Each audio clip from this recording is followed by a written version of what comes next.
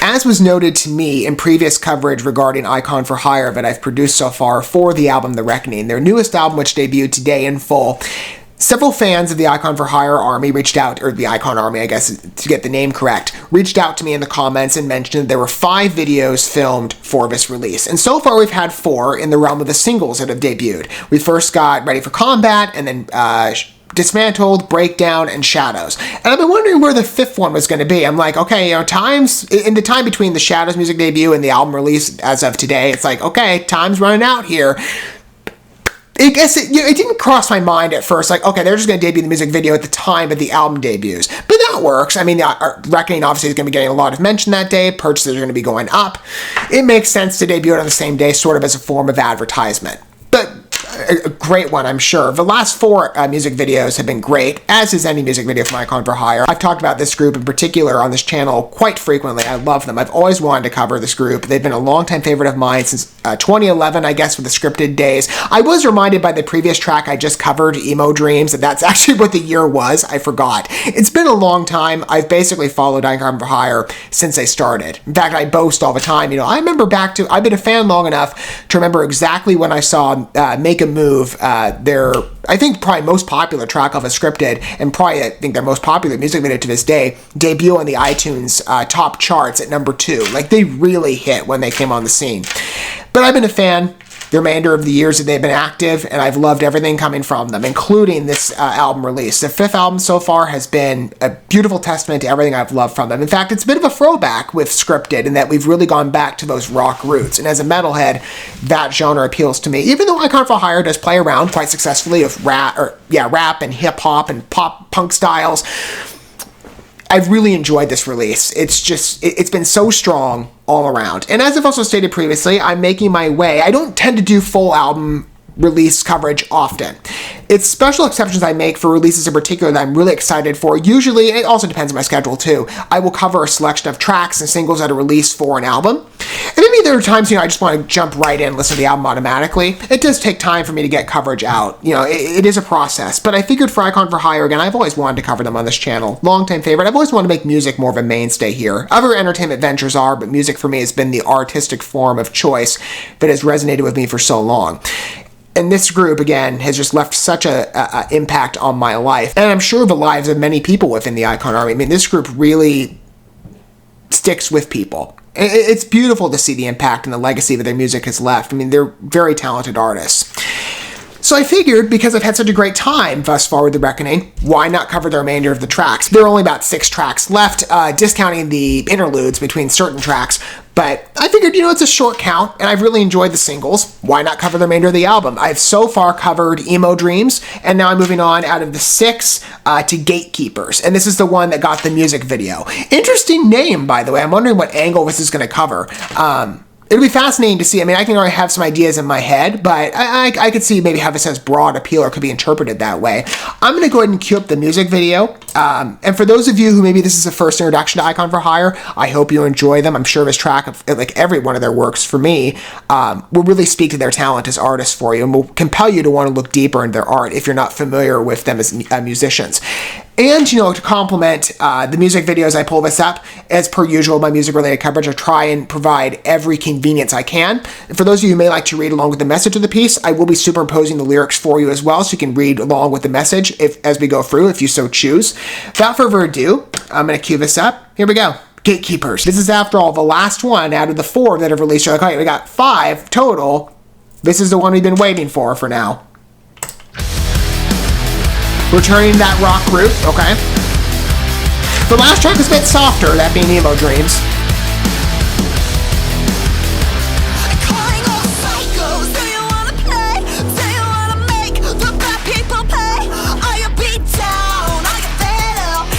It's, again, like Emo Dreams, good mixture of genre, but this is much more rock metal side.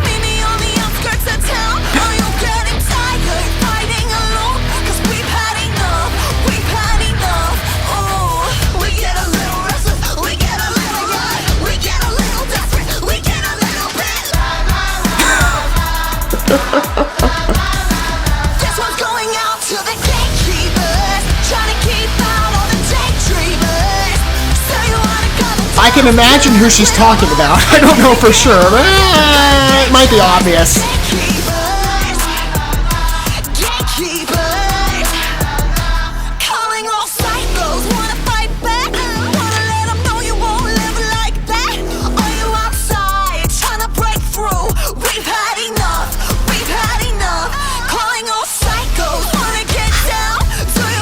Psychos being us. Now it's a good term. Because usually seen in the negative, but it can be viewed positively, obviously.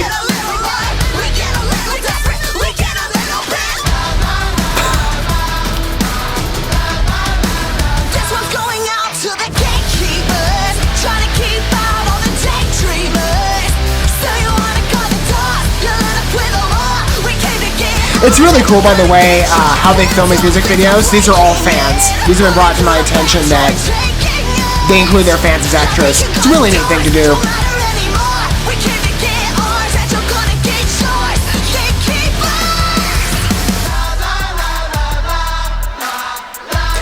Strong.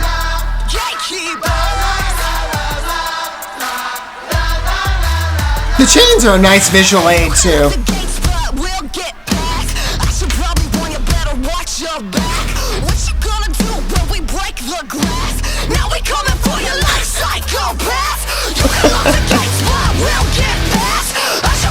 I love this more aggressive edge from L'Oreal, by the way.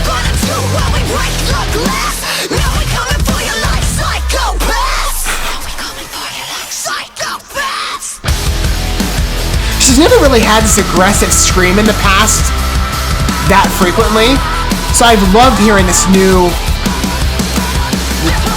pleasant rage from her. I love it.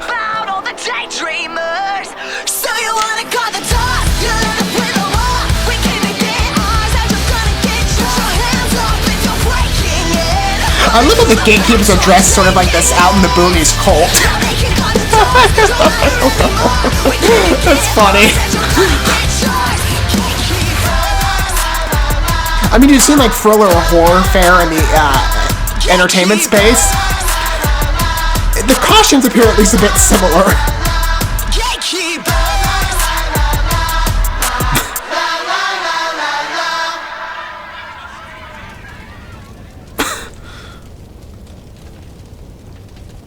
That fire is just a great visual aid for the rage.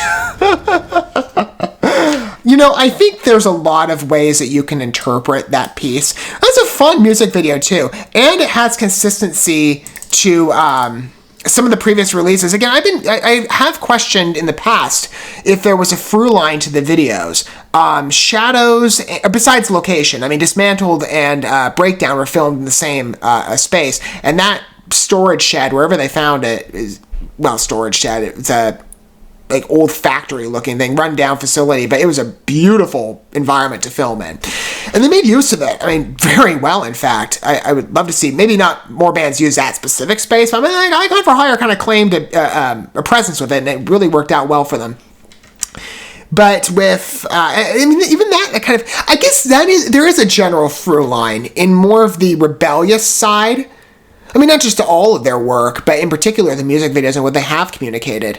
But I would say more explicitly in regards to through lines or a general story.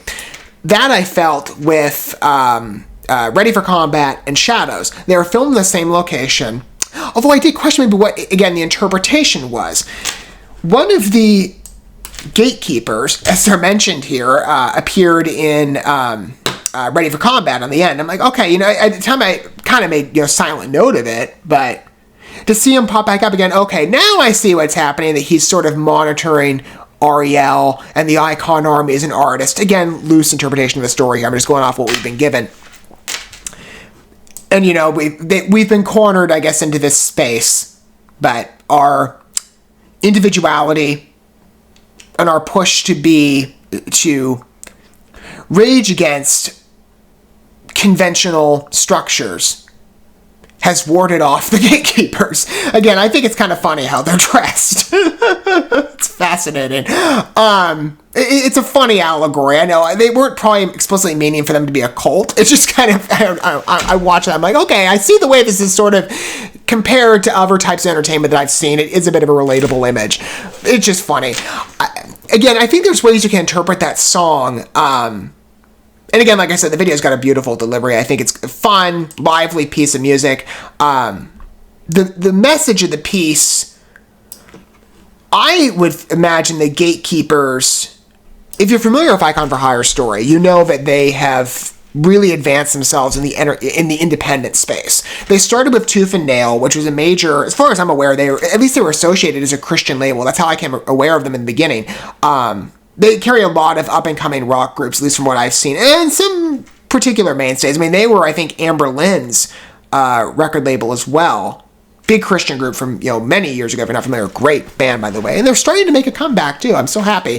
Anyway, Icon for Hire was registered with them. But they parted ways, I forget in what year. It was it was actually right before You Can't Kill Us came out, because that was the one that was, I believe, fan-funded.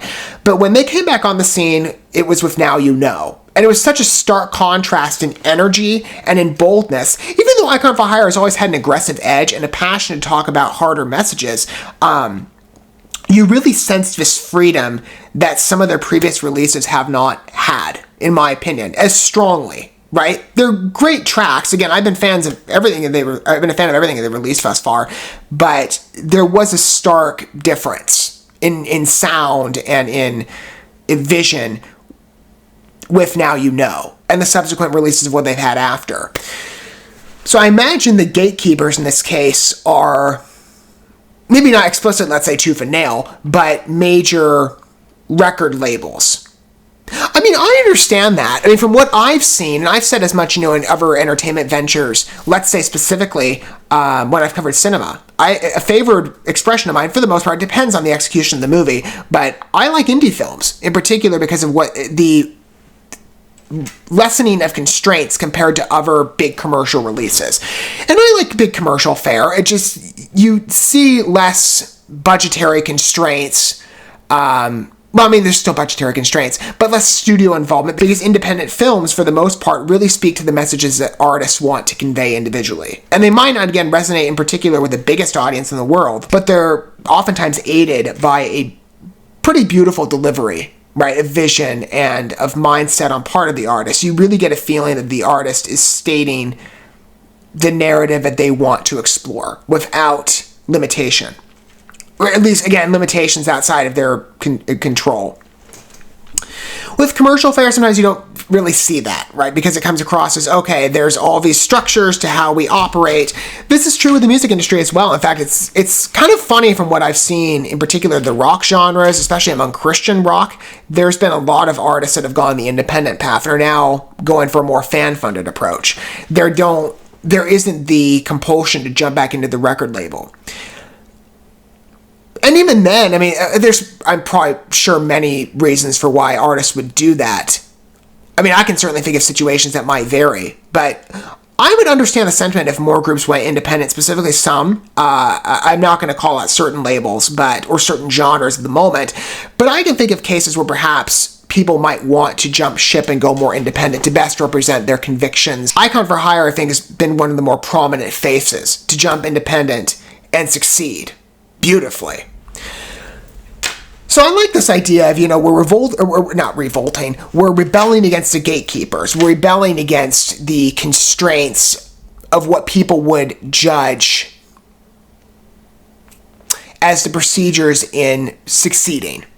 You don't have to operate by those measures, right? I get it. I'm fiercely independent, and I, take my art very differently than I'm sure many other people do. Right? I am hyper individualistic, and sometimes that puts me in a precarious position in regard to success.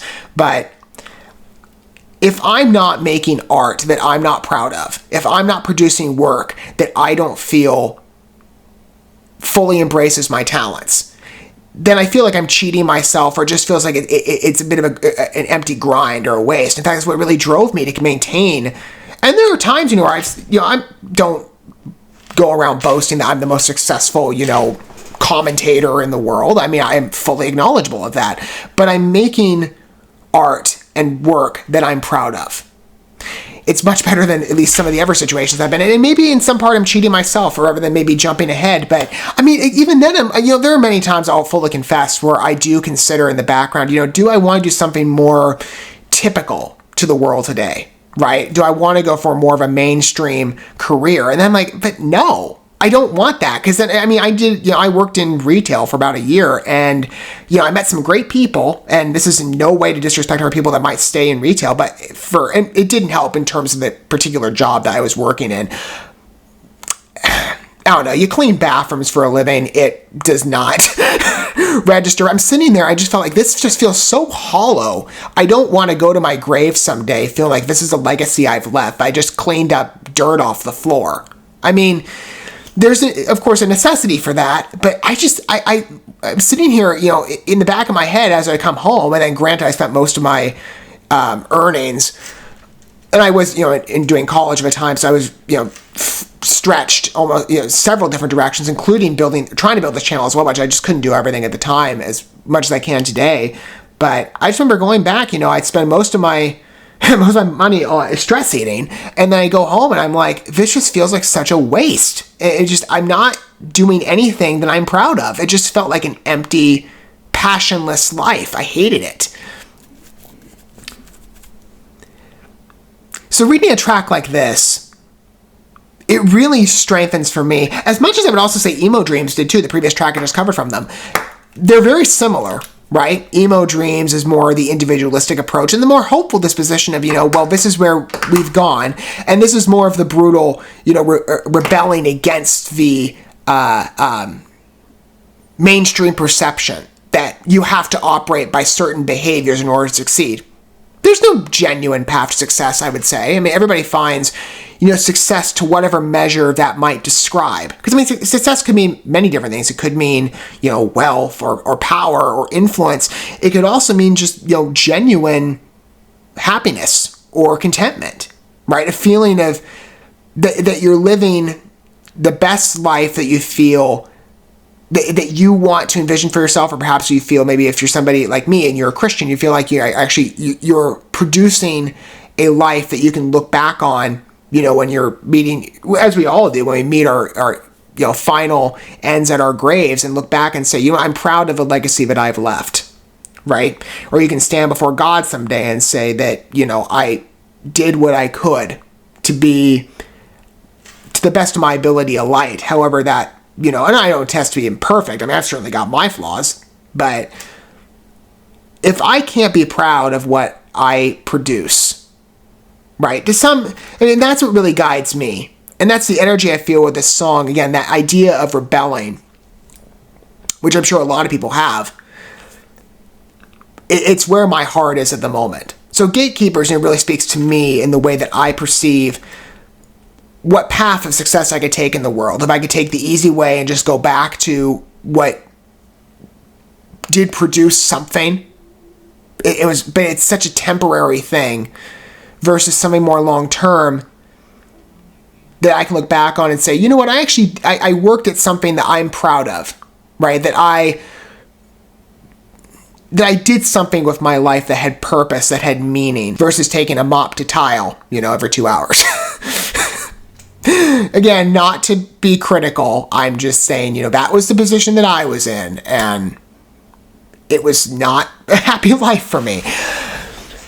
It's a good track, good video too, very lively, very fun, good pacing as well, and good mixture of genre. Again, this is definitely on the more aggressive side, right, in terms of mixing, but there's still kind of a rap, hip-hop vibe, but I would say it's much more in line with, let's say, Ready for Combat as a track. It has that mixture of flow. But it's executed very well, of course, as I would say Icon for Hire usually does with all of their work.